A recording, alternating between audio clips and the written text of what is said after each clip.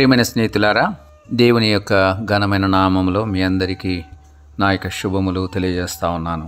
130వ కీర్తన 3వ వచనాన్ని 4వ వచనాన్ని చదువుతున్నాను.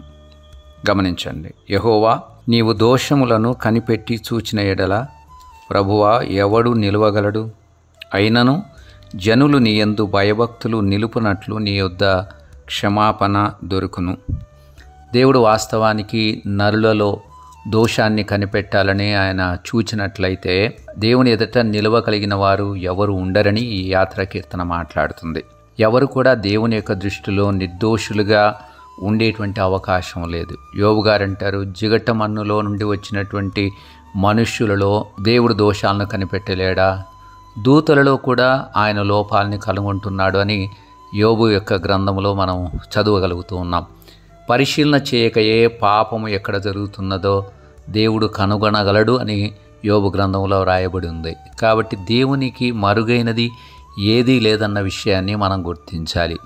దేవుడు మన యొక్క దోషాలని కనిపెట్టి చూస్తే దేవుని ఎదుట నిలవటానికి మనకి ఎవ్వరికి కూడా అర్హత ఉండదు అన్నటువంటి విషయాన్ని ఈ యొక్క యాత్రా కీర్తన మనకు జ్ఞాపకం చేస్తుంది. కానీ దేవుని యొద్ద క్షమాపణ ఉంది అన్నటువంటి విషయము, దేవుని యందు భయభక్తులు నిలుపునట్లుగా దేవుని యొద్ద క్షమాపణ మనకు దొరుకుతుంది.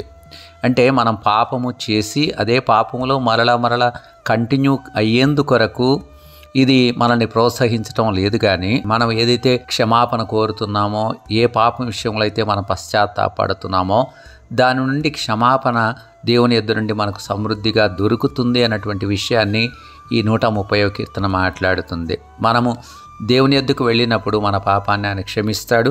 మనకు సంపూర్ణమైనటువంటి విమోచన ఆయన యొద్ద నుండే మనకు దొరుకుతుందని 130వ కీర్తన 7వ వచనములో వ్రాయబడి ఉంది. తద్వారా మనము ఎడతెగక దేవుని యందు భయభక్తులు నిలపటానికి అది అవకాశం కల్పిస్తుంది. దాని అర్థం మనం పాపక్షమాపణ పొందిన తర్వాత ఏ దేవుడైతే మన పాపాలను క్షమించాడో ఆ దేవుని యందు భయభక్తులు మనం నిలుపునట్లుగా ఆయన యొక్క కృప మనకు అనుగ్రహించబడుతుంది.